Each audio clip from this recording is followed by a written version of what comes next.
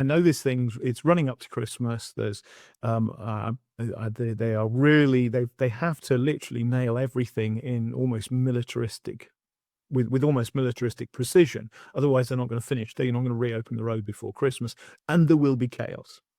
So I turn up on site on a Wednesday and nothing is happening. Literally, you could see the boll weevil rolling down the road, nothing going on.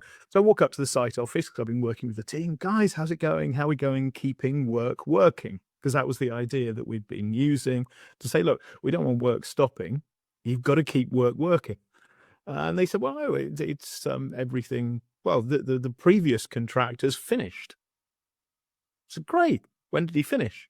Monday. Well, it's now Wednesday. Has anything happened since Wednesday? Since Monday? And they said, no. So already this thing's been, the site's been, costing them an absolute fortune. And, people are obviously driving by in their cars looking and going, well, I'm great, really pleased they've closed the road. There's nothing going on over there. Sure enough, it gets to, I say, so why isn't the next work starting? It was the surfacing work. And they looked at me like I was an idiot. Probably a reasonable judgment, but they, until somebody in the corner of the office said, well, don't you know, all new tasks must start on a Monday. Oh my. You just go, hang on a second, you've just wasted 7 days, on a critical, where literally they needed to keep everything back to back, otherwise they were going to be late.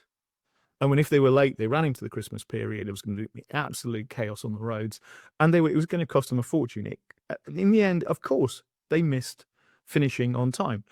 They had to keep the site closed. They had to keep the security on, the machines hired, pay people for 2 weeks to go away and have their Christmas holiday. It cost them an absolute fortune, all because of that one silly rule. And this is when you start picking at systems.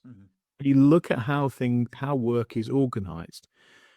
That's just a classic of, oh, for goodness sake, this is, we just need to rethink the way we are doing things, and you will get a fundamentally different result if you do. So we have these rules, you've got hard things. You've got to do this before you do this. You've got to have the resource available, whether it's the machinery, the person,